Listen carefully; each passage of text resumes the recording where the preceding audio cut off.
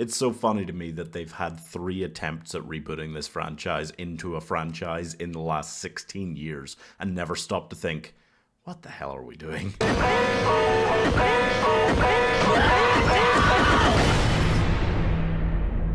Why are you doing this to us? Because you were home. I honestly didn't even know that this was a franchise until like 2 days ago. I was sitting there thinking like, oh yeah, The Strangers Chapter 2 is coming out. I should watch Chapter 1.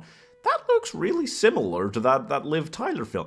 I just thought it was one of those like lazy horror film names that everybody copies. I did not realize that there was in fact about to be a 4th film in this series. So I jumped on it right away. It seemed like Escape Room. There are like at least 4 films called Escape Room and none of them are linked. The Strangers stars Scott Speedman and Liv Tyler as a couple-ish. I mean, she just refuses marriage proposal, so it's bold to call them a couple at all.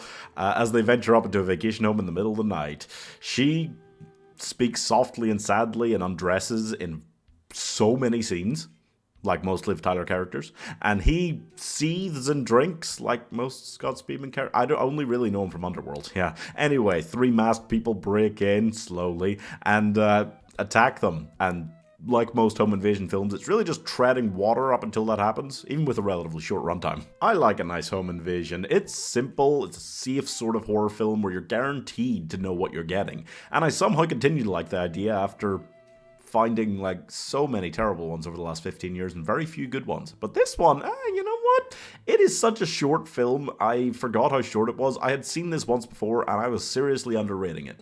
Not that it's a masterpiece, but honestly, it ramps up the tension so well in that first half an hour that should be a lot more dull than it is. It's got moments like that guy, the first intruder, standing in the background where you can hardly even, like, as a viewer, you're watching it for a moment and then go, wait. And then you realize there is something moving back there and you're like, oh, it's really well done. And Liv Tyler, honestly, is just this regal, ethereal sort of presence drifting around this house, getting more and more paranoid and scared as she goes.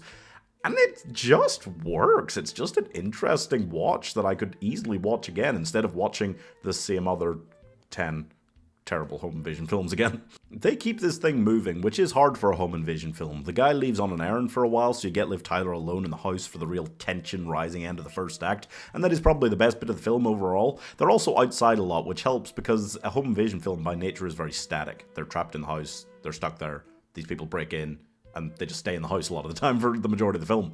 That doesn't really happen here. They're going outside, they're staring at these people down, they're wondering, fear-filled at the doorstep, thinking, are we safer outside or in? I really liked a lot of these elements. I thought it did it very well. And the problem with these films is normally they've got like a super long finale, because there's the first bit, and then there's the, oh shit, these people are trying to kill us or whatever, and then it's the finale. That is the finale once that's happened. This, they managed to almost have a second act, which, that is by nature, like, these kind of films skip the second act. But this one manages to kind of have a second act because it's such a long, drawn-out, slow-burning kind of, oh, wait, what is happening here? Is something happening here? Oh, God.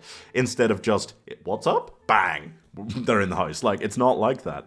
But what dumbass couple, when faced with someone breaking down your door with an axe, with a loaded gun in your hands, goes, let's push the piano against the door. What? No, you've got the gun loaded. Just start shooting. They're trying to break into your house with an axe. The piano's going to do nothing. There's so many windows they could break in instead. How do they keep getting in? Doesn't matter. Seeing Glenn Howerton from It's Always Sunny in a horror film, but not as a psychopathic killer, feels like wasted potential, but I got over it. This is a film that surprised me. I had seen it once, and I really didn't give it the time of day. I didn't think much of it. It's got Liv Tyler as a lead, who I normally don't think much of. I always think, like, home invasion is just a trashy format for horror. And you know what? It deserves a good clap, because it is probably one of the better home invasion films I've seen. It's not on the level of something like Hush, if you've seen that, but it is strong-ish. And I really do. Liv Tyler is fairly good in it. The cast is just, the fact that they don't have the invaders almost say anything, don't give them any lore, that is creepy on a great level, and I see why they eventually did see franchise potential here. I don't know necessarily, they did leave it at the same cliffhanger here and didn't continue it. I don't necessarily know why. It seemed to do well at the time, but whatever. The point is, you should actually watch this and give it a try, especially since it doesn't even take 80 minutes to view the whole thing, which is, incredibly rare for an actual, like, cinematically released film to be less than 80 minutes long. That is kind of nuts, isn't it? Doesn't matter. Anyway, I'm giving Imagine naming a horror franchise after jerking off with your left hand 3.5 stars. I mean, like, Liv Tyler just... This is probably, like, one of the only times I've seen her as the lead in a film, and definitely some of her best acting. Like, generally, not saying she's terrible.